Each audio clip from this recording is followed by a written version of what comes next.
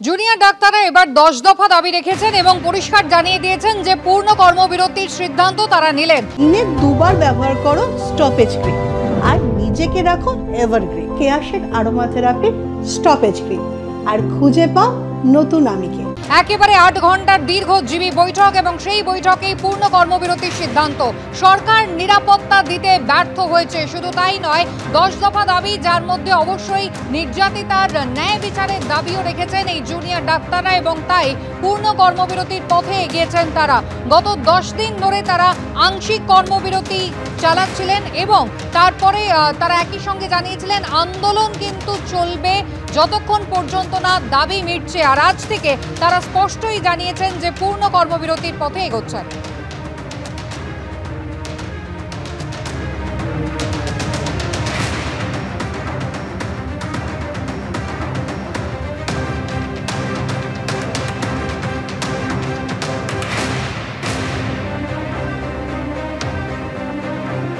আমাদের 3 প্রতিনিধি সরাসরি রয়েছেন আমাদের সঙ্গে। ইতিমধ্যেই কিন্তু পূর্ণ কর্মবিরতি শুরু হয়ে গিয়েছে আন্দোলনকারী চিকিৎসকদের। আরজিকর মেডিকেল কলেজ থেকে ঝিলম পরঞ্জাই, এসএসকেএম থেকে সন্দীপ সরকার এবং সাগর দত্ত মেডিকেল কলেজ থেকে সমীরণ পাল, তিনজনের সঙ্গেই কথা বলবো। তবে তার আগে জুনিয়র ডাক্তাররা আজকে প্রথমে প্রেস রিলিজ এবং তারপর সাংবাদিক বৈঠক করে যে 10 দফা দাবির কথা বললেন এবং পূর্ণ কর্মবিরতির সিদ্ধান্ত শুরু নেন। আমরা আজ থেকে পূর্ণ কর্মবিরতি অর্থাৎ ফুল সিজওয়ার্কে ফিরছি। সরকারের পক্ষ থেকে সুরক্ষা, রোগী পরিষেবা ও ভয়ে রাজনীতির প্রশ্নে নিম্নলিখিত বিষয়গুলিতে সুস্পষ্ট পদক্ষেপ না পাওয়া অবধি আমরা পূর্ণ কর্মবিরতি চালিয়ে যেতে বাধ্য হব। 1. দীর্ঘসূত্রিতায় বিভ্রান্ত না করে দ্রুত ও স্বচ্ছতার সাথে অভয়ার ন্যায় বিচার সুনিশ্চিত করতে হবে। 2. স্বাস্থ্যক্ষেত্রে প্রশাসনিক অক্ষমতা ও দুর্নীতির দায় স্বাস্থ্য মন্ত্রককে নিতে হবে এবং স্বাস্থ্য সচিবকে অবিলম্বে তার পদ থেকে অপসারণ করতে হবে। 3. অবিলম্বে রাজ্যের সমস্ত হাসপাতাল ও মেডিকেল কলেজে সেন্ট্রাল রেফারাল সিস্টেম চালু করতে হবে। 4. প্রত্যেকটি মেডিকেল কলেজ ও হাসপাতালে ডিজিটাল বেড ভ্যাকেন্সি মনিটর চালু করতে হবে। 5. অতি দ্রুত সবকটি মেডিকেল কলেজ ও হাসপাতালে জুনিয়র ডাক্তারদের নির্বাচিত প্রতিনিধিত্ব সহ কলেজ ভিত্তিক টাস্ক ফোর্স তৈরি করতে হবে। প্রয়োজন মাফিক সিসিটিভি, অনকল রুম, বাথরুমের সাথে হেল্পলাইন নাম্বার, প্যানিক বাটনের ব্যবস্থা করতে হবে। 6. হাসপাতালগুলিতে পুলিশি সুরক্ষা বাড়াতে হবে।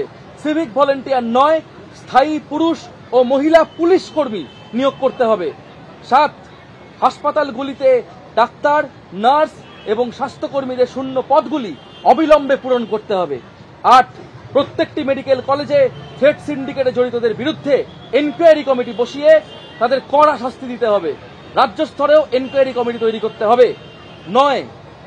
অবিলম্বে রাজ্যের প্রত্যেকটি মেডিকেল কলেজে ছাত্র সংসদ নির্বাচন করতে হবে। সবকটি কলেজে আরডিএ কে স্বীকৃতি দিতে হবে।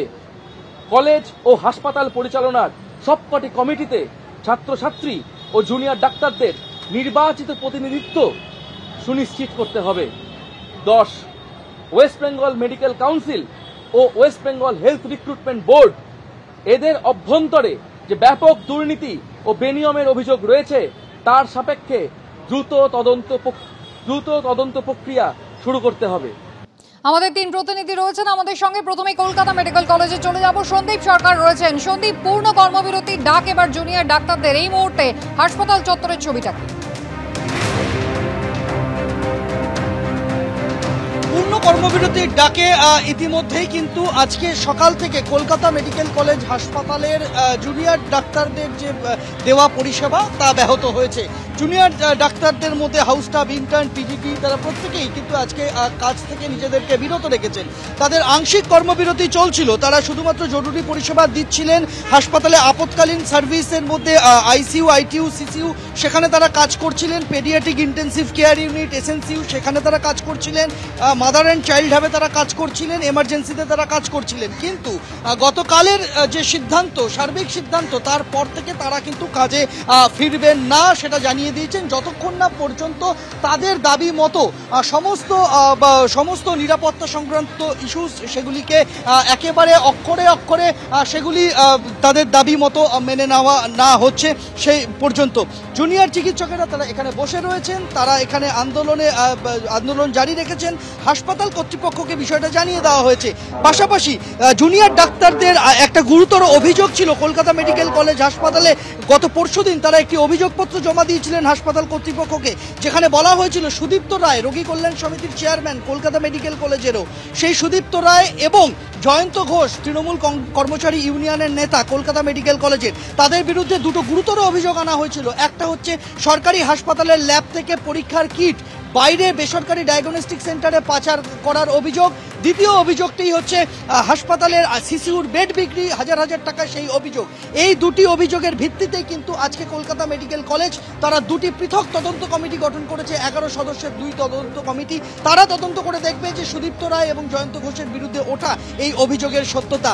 ফলে স্বাভাবিকভাবেই জুনিয়র চিকিৎসকরা কলকাতা মেডিকেল কলেজের তারা এটাকে তাদের আন্দোলনের একটা বড় জয় হিসেবে দেখছেন, এবং সার্বিকভাবে জুনিয়র ডাক্তার ফ্রন্টের যে সিদ্ধান্ত কর্মবিরতি লাগাতার চালিয়ে যাওয়ার, সেই সিদ্ধান্তেও কিন্তু তারা অটল থাকছেন কলকাতা মেডিকেল কলেজের ক্ষেত্রে। একেবারেই সন্দীপ, তুমি আমাদের সঙ্গে থাকো। এবার আপনাদের নিয়ে যাব সাগর দত্ত মেডিকেলে, যেখানে শুক্রবারের ঘটনার পর আমরা জানি জুনিয়র ডাক্তাররা কর্মবিরতিতেই ছিলেন, এবং তারপরে আজকে নতুন করে আরজিকর কাণ্ডের প্রতিবাদে যখন আন্দোলনকারীরা পূর্ণ কর্মবিরতির কথা বলছেন, এই মুহূর্তে সাগর দত্ত হাসপাতালের কি পরিস্থিতি? সমীরণ।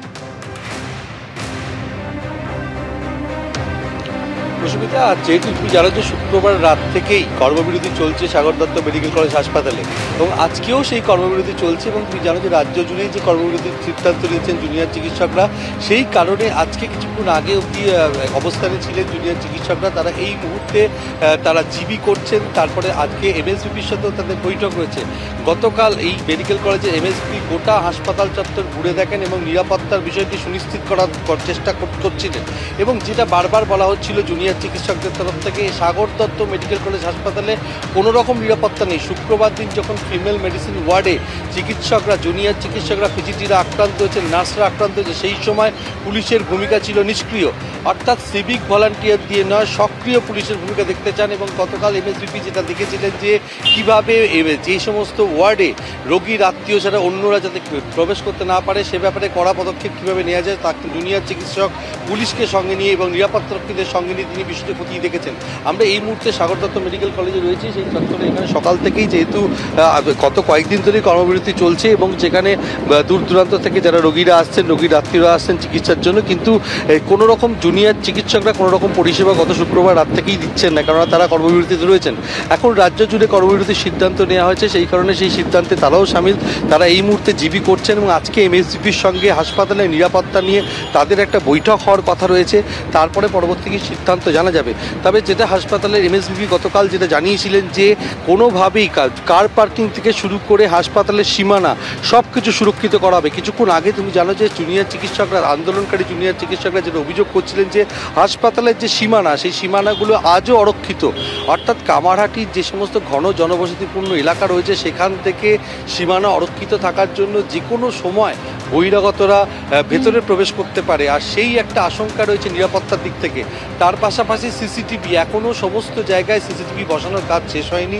যতক্ষণ পর্যন্ত নিরাপত্তার ব্যাপারে তারা সক্রিয় কিছু না দেখছেন, ততক্ষণ তারা কোনো সিদ্ধান্তে আসছেন না। এবং এই মুহূর্তে যেটা দেখতে পাচ্ছি যে জুনিয়র চিকিৎসকরা তারা জিবি করছেন, এবং তাদের সঙ্গে আমরা কথা বলার চেষ্টা করব যে আজকে আপনারা কি, আজকে কি কর্মসূচি রয়েছে আপনার? আমাদের এখনও মিটিংগুলো চলছে। আমরা যে কোথায় এখন কি করতে হবে, আমাদের সিজ ওয়ার্কের ব্যাপারটাই আমরা এখন ডিসকাস করছি। WBJ West Bengal junior doctors front তো সিজ ওয়ার্ক ডিক্লেয়ার করেইছে, তার সঙ্গে আমরাও এখন এখানে আমরা সিজ ওয়ার্ক আমাদের তো কন্টিনিউ আছেই। আমাদের MSVP সাথে মিটিং চলছে, আর সেটার মধ্যে আমরা ডিসকাস করছি যে কি আপডেট হয়েছে, কিছু কি নিরাপত্তার ব্যাপারগুলো, কিছু কি অ্যাকচুয়ালি কাজের কাজ কিছু হয়েছে কি না, সেটা নিয়ে আমাদের মিটিংসগুলো চলছে আপাতত। অর্থাৎ নিরাপত্তার ব্যাপারে কি সক্রিয় ভূমিকা নিচ্ছে মেডিকেল কলেজ কর্তৃপক্ষ সেই দিকে তাকিয়ে আছেন আন্দোলনকারী জুনিয়র চিকিৎসকরা। তারা তপায় তপায় বৈঠক করছেন এবং যেহেতু তাদের যে দাবি, সুস্পষ্ট দাবি যে এখানে জুনিয়র চিকিৎসক এবং পিজিটিতে নিরাপত্তা সুনিশ্চিত করতে হবে, সেটা যতক্ষণ না কার্যকরী হচ্ছে ততক্ষণ পর্যন্ত তারা কোনো সিদ্ধান্তে আসছেন না, এমনটাই জানালেন আন্দোলনকারী। একেবারে সময় আমাদের সঙ্গে থাকো, জিলমের কাছে যাবো, তবে তার আগে আপনাদের শুনিয়ে নেব যে চিকিৎসক সুবর্ণ গোস্বামী তিনি এরপরেই পূর্ণ কর্মবিরতির যে সিদ্ধান্ত আন্দোলনকারীরা নিয়েছেন সেই প্রসঙ্গে কি বললেন। ভয়ের রাজনীতি আমরা প্রথম থেকেই বলছি, সারা রাজ্যে সমস্ত মেডিকেল কলেজ শুধু নয়, স্বাস্থ্য ক্ষেত্রে সব জায়গায়, এমনকি সমাজ জীবনের সব জায়গাতে একটা ভয়ের রাজনীতি গত 12-13 বছরে জেঁকে বসেছে আমাদের রাজ্যে। এ নিয়ে তো কোনো সন্দেহ নেই। এবং এই এত বড় একটা ঘটনা ঘটে যাবার পরেও আরজিকর মেডিকেল কলেজ বা অন্য মেডিকেল কলেজগুলো যারা ভয়ের রাজনীতির পান্ডা, তাদেরকে যে সাময়িকভাবেও সরিয়ে দেবে সরকারের এইরকম কোনো আমরা দৃষ্টিভঙ্গি এখন অবধি দেখতে পাইনি। ফলে তার জুনিয়র ডাক্তাররা ভয় পাচ্ছে, এই নিয়ে কোনো সন্দেহ নেই। কিন্তু আবার তারপরেও বলবো যে এই পুজোর মুখে কর্মবিরতি জুনিয়র ডাক্তারদের, সেটা হচ্ছে যে সিনিয়র ডাক্তাররা এবং অন্যান্য মানুষ, সমাজের অন্য অংশের মানুষ, তারা কি চোখে দেখছেন সেটা দেখে জুনিয়র ডাক্তারদের উচিত হবে পুনর্মূল্যায়ন করা, ওদের সিদ্ধান্তটাকে পুনর্বিবেচনা করা। যে আন্দোলনের নানা রকমের আঙ্গিক আছে, সেই আঙ্গিকগুলোকে করা যায় কি, ব্যবহার করা যায় কিনা কর্মবিরতির বদলে সেইগুলোকে এক্সপ্লোর করা, সেটা আমি জুনিয়রদের পরামর্শ দেব। আরজিকর মেডিকেল কলেজ চত্বর থেকে জিলাম করঞ্জাই রয়েছেন। জিলাম, ইতিমধ্যেই ডাক্তাররা তারা ফের পূর্ণ কর্মবিরতির কথা বলছেন, কিন্তু এক্ষেত্রে মূল দাবি একটা রয়েছে, যেটা হচ্ছে নিরাপত্তা একেবারে শুরুর দিন থেকে। সেক্ষেত্রে আরজিকর মেডিকেল কলেজ চত্বরে এই সুরক্ষা ব্যবস্থা আপগ্রেডেশনের কোনো আপগ্রেডেশন এখনো পর্যন্ত কি চোখে পড়ছে?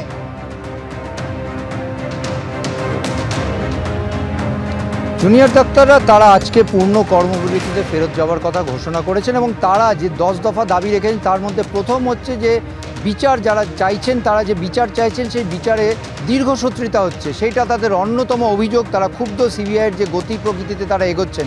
তার পরবর্তীকালে যে দাবিগুলো রাখেন তার মধ্যে অন্যতম হচ্ছে নিরাপত্তা সুরক্ষিত রাখা পরিবেশ, তার দুর্নীতি, থ্রেট কালচার সরিয়ে দেওয়া, এই সমস্ত বিষয়ে। তবে নিরাপত্তা নিয়ে আমরা দেখেছি যে আরজিকর কর্তৃপক্ষের দাবি, তারা ইতিমধ্যে প্যানিক বাটন বসানো নিয়ে একটি বৈঠক করেছেন, কোথায় কোথায় বসানো হবে তা নিয়ে তারা সিদ্ধান্ত নিয়েছেন। সিসিটিভি বসানোর কাজ চলছে, তারা এমনটাই দাবি করেছে। এবং অন্যদিকে থ্রেট কালচার নিয়ে যে কমিটি, তদন্ত কমিটি ছিল, তারা আজকে রিপোর্ট জমা দেবেন। আর পাশাপাশি তোমাকে জানিয়ে রাখবো যে আরজিকর এক্স স্টুডেন্টসদের অ্যাসোসিয়েশন, তাদের পক্ষ থেকে টালা থানাতে তারা বক্তব্য ডেপুটেশন জমা দিতে এসেছেন, বিক্ষোভ জানাতে এসেছেন, তারা আছেন। তাদের সঙ্গে কথা বলবো আমরা, কেন তারা এসেছেন, আপনারা কেন এই টালা থানায় এই মুহূর্তে আসছেন, কি বক্তব্য আপনাদের? আমরা এসেছি এখানে ডেপুটেশন দিতে আমাদের 3 জন জুনিয়র ডাক্তারদের অ্যাগেনস্টে নির্ঝর বাগচি, ওরা এফআইআর করেছে, ফলস এফআইআর করেছে যে ওকে অ্যাসল্ট করা হয়েছে। সেটার ব্যাপারে আমরা এসেছি ডেপুটেশন দিতে, যেন ন্যায়ভাবে এই যে এফআইআরগুলো করেছিল, যেমন ডক্টর নীলাঞ্জন ঘোষ এবং অন্যদের নামে যে এফআইআর করেছিল, উইটনেস ডেকেছিল এবং সেখানে পুরো উল্টো উইটনেসদের বয়ান পুরো উল্টো করে দিয়েছে এই টালা থানা থেকে, এবং সেটার ব্যাপারে আমরা জানতে চাইছি যে কেন এরা এইভাবে করছেন। অর্থাৎ তারা টালা থানা থেকে বিভিন্ন প্রশ্নে, বিভিন্ন পরিস্থিতি যে অন্যায়গুলো হয়েছে তার বিহিত চাইছেন। আমাদের সঙ্গে গৌতম মুখোপাধ্যায় রয়েছে। জুনিয়র ডাক্তাররা পূর্ণ কর্মবিরতিতে ফেরত যাচ্ছেন, তারা যে 10 দফা দাবি দিয়েছে আপনারা জানেন, কি বলবেন? আপনাদের মতামত কি? এক্স স্টুডেন্টস অ্যাসোসিয়েশনের আপনি অন্যতম ব্যক্তি। না, এক্স স্টুডেন্ট অ্যাসোসিয়েশনের মতামত নয়, জুনিয়র ডাক্তাররা তাদের সিদ্ধান্ত নিয়ে করছে। প্রথম থেকে আমরা সিনিয়র ডাক্তাররা তাদের আন্দোলনের পাশে আছি, তাদেরকে সমর্থন জানিয়েছি এবং তারা যে দাবিগুলো করছে সবকটাই রেশনাল, এ ব্যাপারে কোনো দ্বিমত নেই। তার সাথে সাথে আমরা জুনিয়র ডাক্তারদের কাছে একটা অ্যাপিল রাখতে চাইছি, আমাদের অনুরোধ তাদের কাছে যে রুগীর কথা বিবেচনা করে তারা তাদের কাজে ফেরার কথা আরেকবার রিকনসিডার করুক। যদিও সত্যি এ কথা যে এখনও নিরাপত্তা নেই, দুদিন আগেও সাগর দত্ত মেডিকেল কলেজে যেভাবে হেকেল করেছে, যেভাবে জুনিয়র ডাক্তারদেরকে মেরেছে, সুতরাং বোঝা যাচ্ছে পুলিশ প্রশাসন এবং সরকার কি একদমই নির্লিপ্ত ডাক্তারদের নিরাপত্তা নিয়ে। তারা যা যা ডিম্যান্ড করছে তারা জাস্টিফাইড। সিবিআইয়ের অগ্রগতি, এই তিলোত্তমার বিচারের অগ্রগতি সব ক্ষেত্রেই দীর্ঘসূত্রিতা আছে, যদিও আইনের ব্যাপারটা আমরা বুঝি না, হয়তো সবটা হয়তো আইনের পথে চলবে। অর্থাৎ তাদের বক্তব্য যে জুনিয়র ডাক্তারদের দাবির সঙ্গে তারা একমত, তারা যে অবস্থান নিয়েছেন তারা সহমত, তবুও তারা একটা আবেদন করছেন যে জুনিয়র ডাক্তাররা যেন তাদের কাজে যোগ দেওয়ার বিষয়টা নিয়ে আরও একবার ভাবে। আর পাশাপাশি তারা এই মুহূর্তে থানায় জড়ো হচ্ছেন। টালা থানায় যে বিভিন্ন অভিযোগ করা হয়েছে জুনিয়র ডাক্তারদের একাংশের নামে ভুল অভিযোগ বলে তারা দাবি করছেন, এবং সিনিয়র ডাক্তারদের নামেও যে অভিযোগ হয়েছে সেই নিয়ে বক্তব্য এবং তাদের অভিযোগ জানাতে তারা এখানে জড়ো হচ্ছে।